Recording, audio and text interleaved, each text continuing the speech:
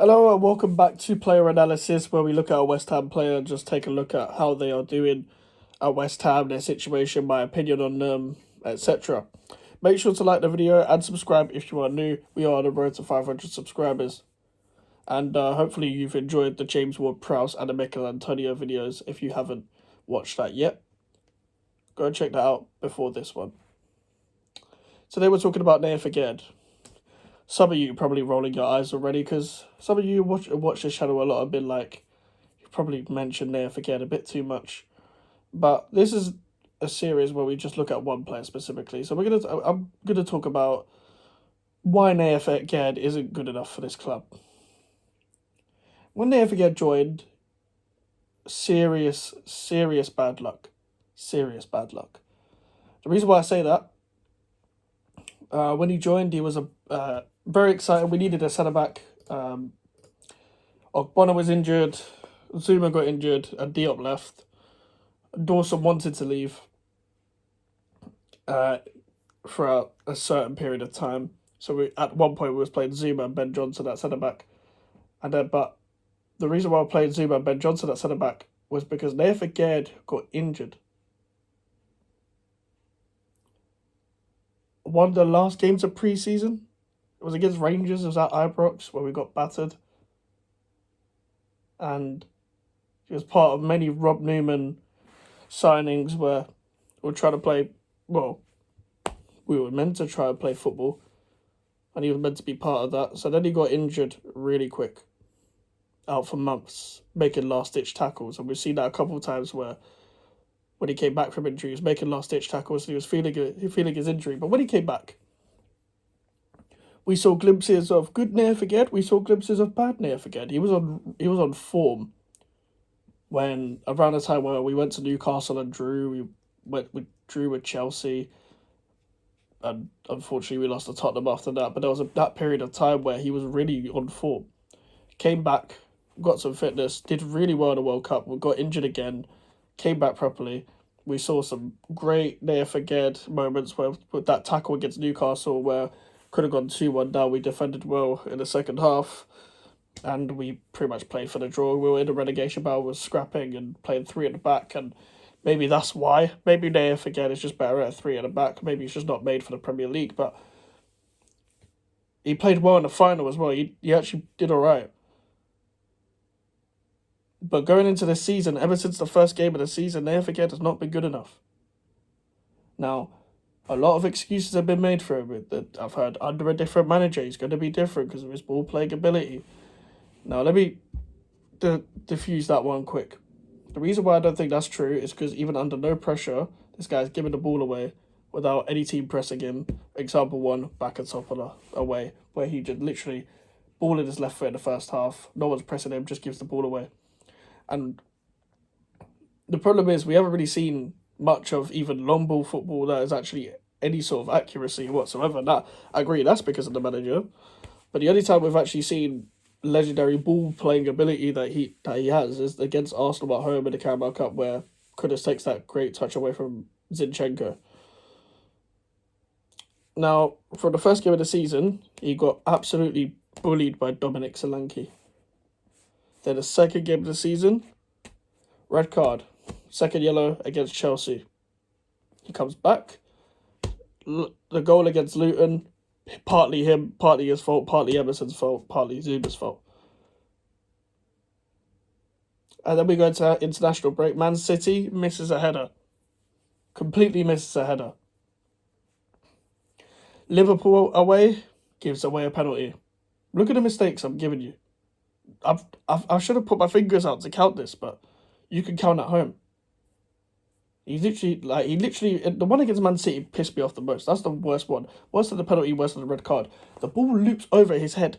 The goals we gave away against Manchester City in that home leg, it's not even like it was, oh, it's Man City, look how quality it was. We literally gave them all three of the goals. Then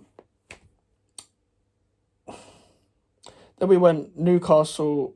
Then we beat Sheffield United. Played well, clean sheet, whatever. Didn't really get tested.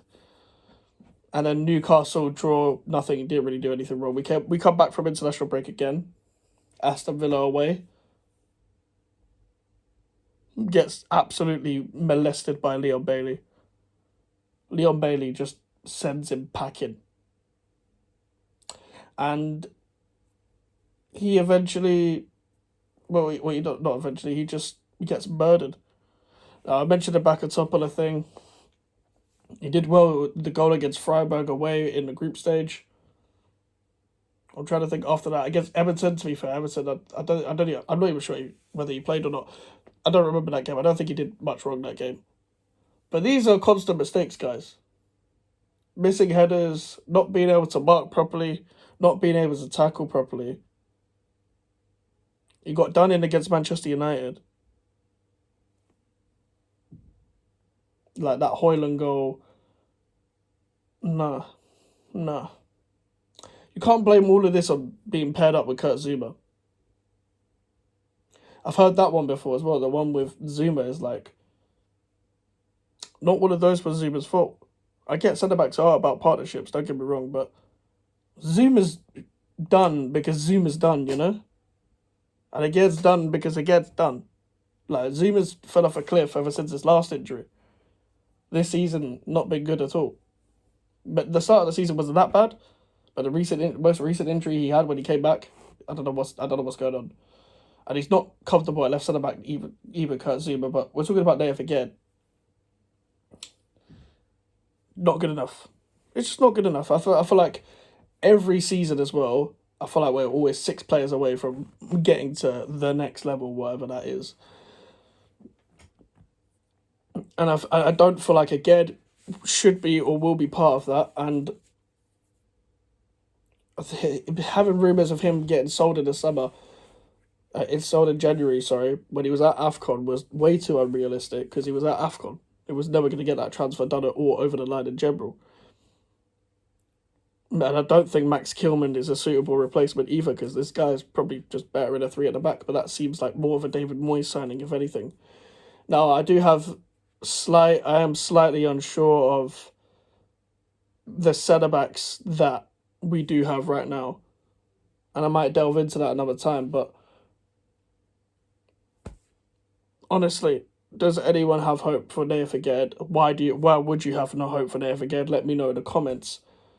Because this is a guy who I was happy with the signing. I never watched him before. I gave him a chance.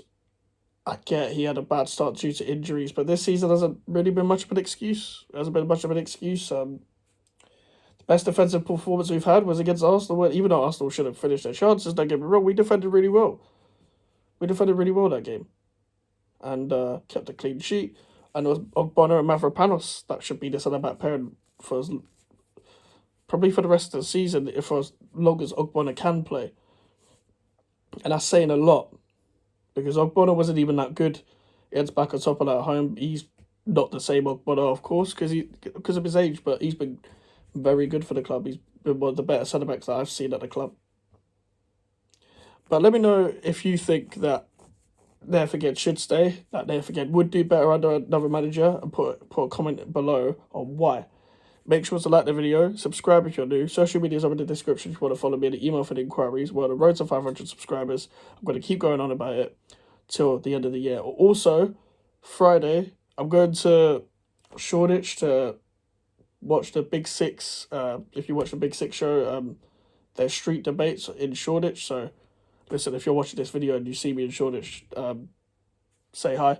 It's at 1 p.m. So I will be there. But yeah, thank you guys for watching. I'll see you guys tomorrow.